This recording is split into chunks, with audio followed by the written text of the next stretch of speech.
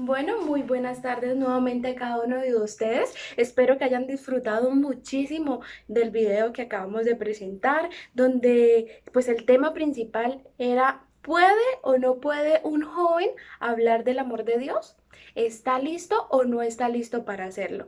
Bueno, vimos que el veredicto del juez fue que no debemos tener en poco nuestra juventud, sino más bien estar listos y preparados para servir a Dios y su evangelio. Así que vamos a ahondar un poco más en ese tema y por sobre todas las cosas quiero que tengamos muy presente y muy en cuenta que nuestra Biblia nos habla precisamente de historias maravillosas de las cuales podemos aprender cosas fantásticas. Y una de esas historias que es la que vamos a hacer o vamos a resaltar en este momento, la encontramos precisamente en Génesis. Más o menos la encontramos desde Génesis 37 a Génesis 45. Y es la historia de prácticamente toda una familia, pero vamos a dedicarnos exclusivamente a un solo personaje y ese personaje es José. Y bueno, los invito a que todos abran sus Biblias en Génesis 37:2. Vamos a tener en cuenta este texto porque es valiosísimo, que dice: cuando José tenía 17 años, apacentaba las ovejas con sus hermanos. ¿Cuántos años tenía José? 17 años. Así que vamos a dejar esa fechita o esa edad por ahí y vamos a inclinar nuestro rostro para orar y pedir la dirección de nuestro Dios. Padre Celestial, que estás en las grandes alturas de los cielos, Señor, en este momento estamos acá, un grupo de jóvenes reunidos, dispuestos a escuchar tu mensaje y dispuestos a escuchar tu palabra. Llénanos de tu espíritu y permítenos, Señor, tener oídos prestos para escuchar tu voz. En el nombre de Cristo Jesús, amén. Bueno, la historia de José, diría yo de alguna manera, es una de las historias que a mí personalmente me parecen más fantásticas de la Biblia. ¿Por qué? Vamos a desglosarla paso a paso para que cada uno de ustedes comprenda por qué es tan especial este personaje. Entonces, tenemos a José. José, primero que todo, no era hijo único, tenía muchísimos hermanos más.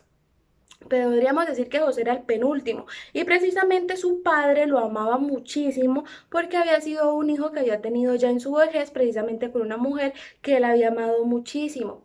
Podríamos decir de alguna manera que José era un niño mimado, un niño consentido, siempre bajo las faldas de su padre, por decirlo de alguna manera, pero ¿quién diría que estaba preparado muchísimo más que alguno de nosotros para afrontar las difíciles pruebas que se le venían encima? Entonces, tenemos a José. Digamos que fue culpa de alguna forma del mismo Jacob que los hermanos de José empezaran a generar envidias en torno a José precisamente por el comportamiento que tenía su padre frente a él. O sea, era muy notorio para ellos que él era el hijo consentido. No más el ejemplo que vemos más adelante, eh, dice el versículo 3: Israel amaba a José más que a todos sus hijos, porque lo había tenido en su vejez y le hizo una ropa de diversos colores. En ese momento o en ese tiempo no era muy típico precisamente vestirse de colores coloridos. No, no, no. Eso se le dejaba exclusivamente a las personas que eran importantes, consideradas reyes o con grandes lugares. Entonces era algo bastante especial o bastante peculiar que José tuviera una túnica de muchos colores. No faltaba nada más que eso cuando Jacob no hacía diferencia de esa parte, o sea, no trataba de ocultarlo como muchos padres, pues podríamos decirlo que en este momento lo tienen. No, mentira, yo sé que los padres no tienen preferencias frente a sus hijos, pero bueno, en este caso Jacob sí la tenía. Entonces, sus hermanos, al ver cada una de esas actitudes que su padre tenía con José, no lo querían y no podían hablarle pacíficamente. O sea, era ya un odio que era mostrado, claramente todo el tiempo, no le hablaban con palabras amables. Yo me imagino hablando acá que no podían hablarle pacíficamente, era que en cualquier momento o en cualquier oportunidad que tenían para hablarle precisamente a José, lo hacían de pronto con desdén, lo hacían con amargura y reflejaban precisamente los sentimientos que surgían en sus corazones. Entonces, en fin, más adelante la historia que nos dice. El padre envió a los hermanos a apacentar las ovejas. Eso era algo muy típico, no se quedaban en un solo lugar, sino que se dirigían a otros sitios. ¿Y qué pasó? Entonces, pues Jacob envió a su hijo José y le dijo que fuera a buscar a sus hermanos y que le fuera y que le diera de alguna manera un informe de lo que se estaba viendo, lo que estaban haciendo, del lugar donde estaban, de cómo estaban tratando las ovejas, cómo estaba precisamente el rebaño. Digamos que lo mandó de espía, por decirlo de alguna manera, para dar un informe. Confiaba muchísimo en José. Sus hermanos obviamente eso no lo veían tampoco con buenos ojos, porque consideraban que su padre no podía confiar en ellos y por eso mismo enviaba a José, que era la persona con la que él sí confiaba, pues a vigilar que ellos estuvieran haciendo bien su trabajo. Como sabemos, José vestía túnica de colores, que era algo que no era muy típico en ese momento en la región. Así que cuando José viene acercándose a ellos, ellos lo pueden divisar desde muy lejos. Y dicen, ok, allá viene el soñador. Lo pudieron observar. Estuvieron atentos y de esa manera, mientras él se acercaba, entonces empezaron a idear un plan. Y eso, pues, de alguna manera, eso es muy triste, porque el versículo 18 lo dice, cuando ellos lo vieron de lejos antes que llegara cerca, proyectaron matarlo. Ellos la tenían clara, no lo querían. De alguna manera vieron ese momento como la oportunidad de librarse de José, del soñador, del consentido del padre, quitárselo ya de encima y no tenían que verlo ya nunca más. Pero ocurrió, de alguna manera pongámoslo como un milagro.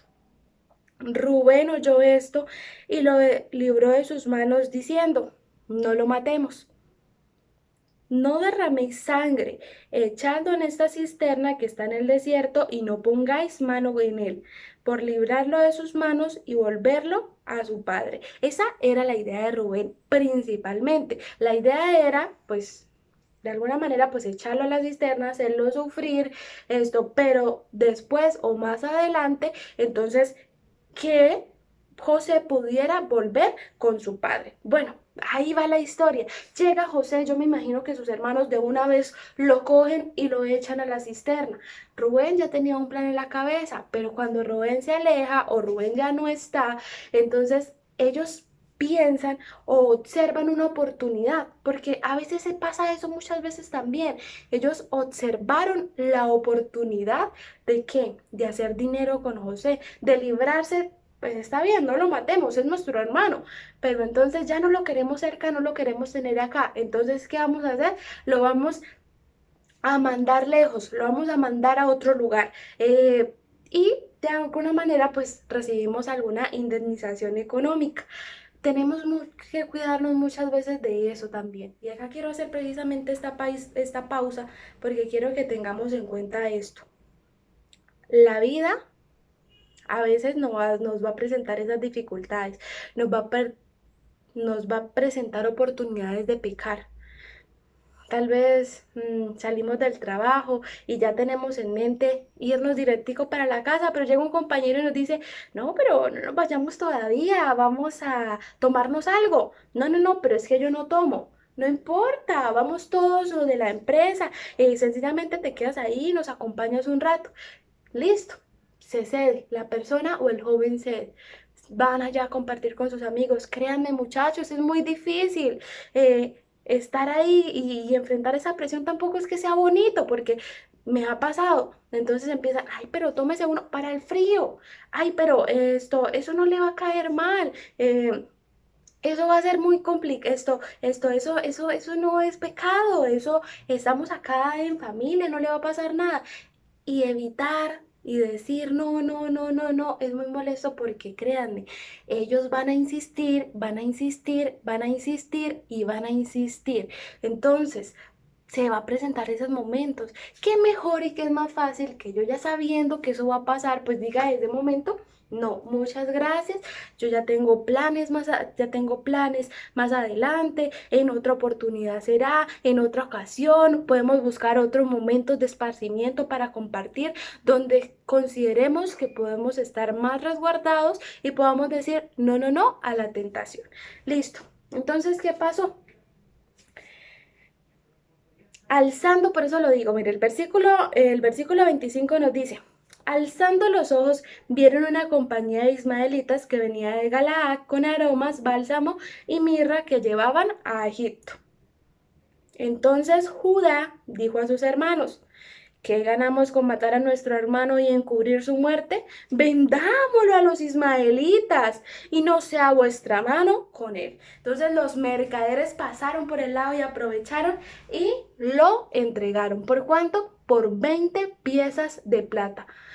Tristemente, cuando ya llegó Rubén y observó que no estaba, se puso muy triste porque su plan inicial pues era devolverlo a su padre porque sabía y sabía que su padre lo amaba mucho y pues Jacob en ese momento ya era una persona muy anciana que que podría de alguna manera no resistir tal golpe. Y acá va el centro de este tema. José tenía ¿cuántos años? 17 años.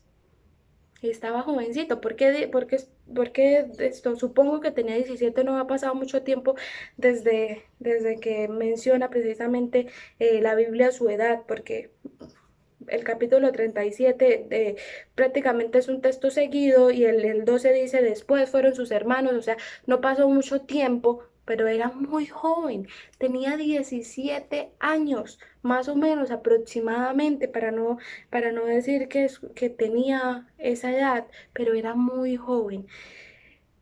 Y lo entregan sus propios hermanos, de alguna manera le colocan un puñal en la espalda y lo entregan ¿a quién? A unos mercaderes que lo llevan a tierras extrañas.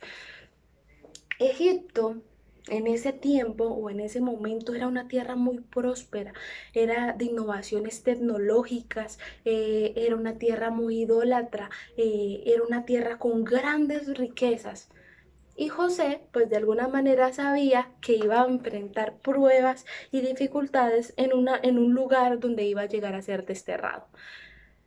¿Cuántos de ustedes hubieran hecho lo que hizo José? ¿Saben qué hizo José? En el momento en el que se encontraba en esa caravana rumbo a Egipto, José lo que hizo fue orar, fue entregarle su vida a Dios y decirle, Señor, me voy para tierras lejanas, donde no sé si conozcan de tu amor, donde no sé si se hable de ti, pero quiero ser testimonio vivo y puro de tu poder. Entrego toda mi vida a ti, absolutamente toda. Un jovencito de 17 años diciéndole, Señor, dejo mi destino y mi vida completamente en tus manos. Eso fue lo que hizo José. José no renegó, José no dijo, pero es que mis hermanos, me vendieron mis hermanos y empezó a llorar y empezó a deprimirse. No, no, no. Él dijo, ok, afrontó la situación que estaba viviendo. O sea, fue algo muy difícil. Tenía una capacidad emocional maravillosa de la que todos nosotros podemos aprender. Y lo que decidió fue seguir y servir a nuestro Dios. Así como José, tú también estás listo. Tú también estás listo. No importa si tienes pocos conocimientos en este momento, eso se puede mejorar, pues estudia más la Biblia, adquiérelos, pero mientras los adquieres, pues entonces comparte a otros del amor de nuestro Señor. ¿Que es difícil? Claro que es complicado. José llegó como esclavo a una tierra completamente extraña con un lenguaje que él no comprendía, que no entendía y terminó ¿en dónde? Con Potifar, eunuco de Faraón, capitán de la guardia. Y así es como termina el capítulo 37 y la historia de José la volvemos a encontrar en el capítulo 39 con el título de lo siguiente: Dios prospera a José. ¿Saben cuánto tiempo estuvo José con Potifar? Estuvo alrededor de 10 años. ¿Dónde encontramos eso? Eso nos lo dice nuestra hermana Elena G. de White en Historia de los Patriarcas y Profetas. Menciona que aproximadamente 10 años estuvo precisamente José con Potifar. Y Potifar observó y se dio cuenta que la mano de Dios estaba con José, porque cada cosa que José hacía, cada cosa que José tomaba, negocios, camellos, ganado, Dios lo prosperaba. Y así como prosperaba José, la casa de Potifar prosperaba. Que nosotros seamos luz y bendición para las personas que nos rodeamos. No que digan, ay, ese cristiano, pero dice que es cristiano, pero miren cómo se comporta. No, José logró que una persona como Potifar, que no era creyente, que era idólatra, llegara en algún momento a decir o a confiar que el Dios de José era un Dios poderoso.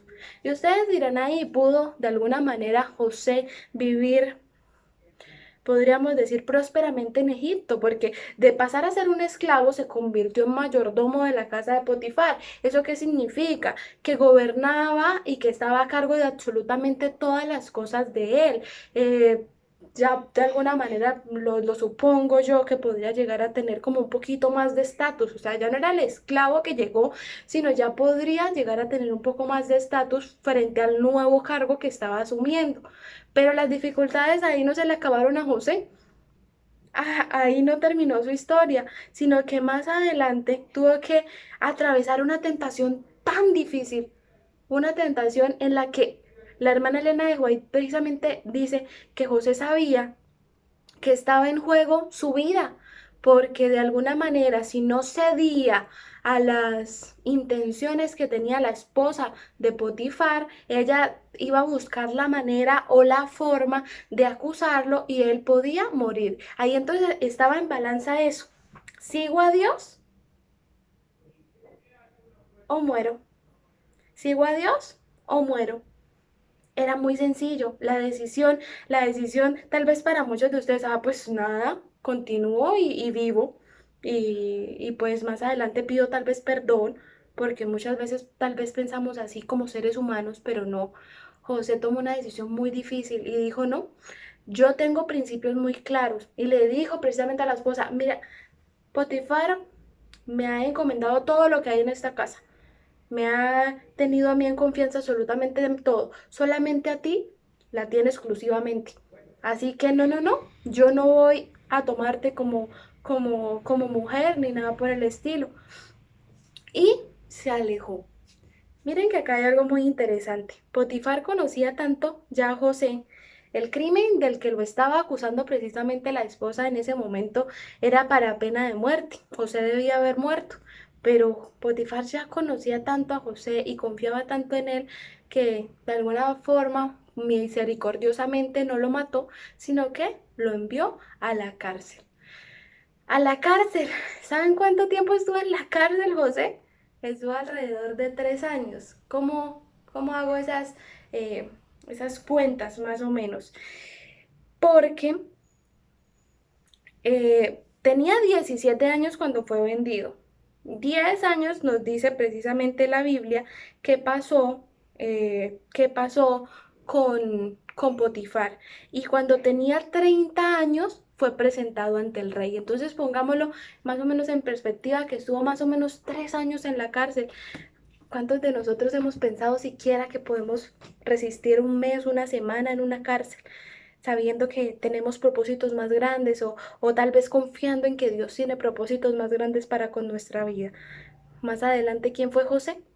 Díganme ustedes, ¿quién fue José? Fue el segundo al mando en una región próspera, maravillosa, como lo era Egipto en ese momento. Y fue un instrumento de Dios, fue utilizado por Dios no solamente para salvar a Egipto, no, sino para a través de Egipto salvar a mucha gente que iba a sufrir si José no se encontraba en ese momento en el puesto en el que estaba. Entonces, chicos, no hay excusas. Seamos como José, entreguémosle toda nuestra vida a Él. Puede ser que el Señor en algún momento nos ponga pruebas, nos coloque dificultades, pero tengamos la fe y la certeza, sobre todo la certeza de que cualquier cosa es para mi bien. El Señor nos está puliendo y transformando. El Señor quiere hacernos cada día mejores personas. Confiemos en eso. Confiemos siempre en sus promesas, confiemos en su amor y sobre todas las cosas tengamos siempre presente que Él quiere lo mejor para nosotros. Confiemos también en la oración, chicos. No la tengamos por menos, porque es de esa manera como nuestro Padre se entera precisamente de lo que nosotros queremos. Comentémosle a Él todas las cosas y Él nos va a escuchar. Pero también después de comentarle tenemos que estar atentos porque las respuestas del Señor puede ser que no se den claramente escuchándolo voz a voz, puede ser que se vean de diferente manera. Así que estemos pendientes, no permitamos que nadie nos diga es que no estás listo, no estás preparado para predicar el Evangelio, porque sí lo estás. Tienes bases, tienes principios sólidos, tienes a personas que te apoyan. Así que todos nosotros estamos listos. Como lo decía la defensora en el drama, la edad que tengas, el momento es ahora. Sirve a tu Señor.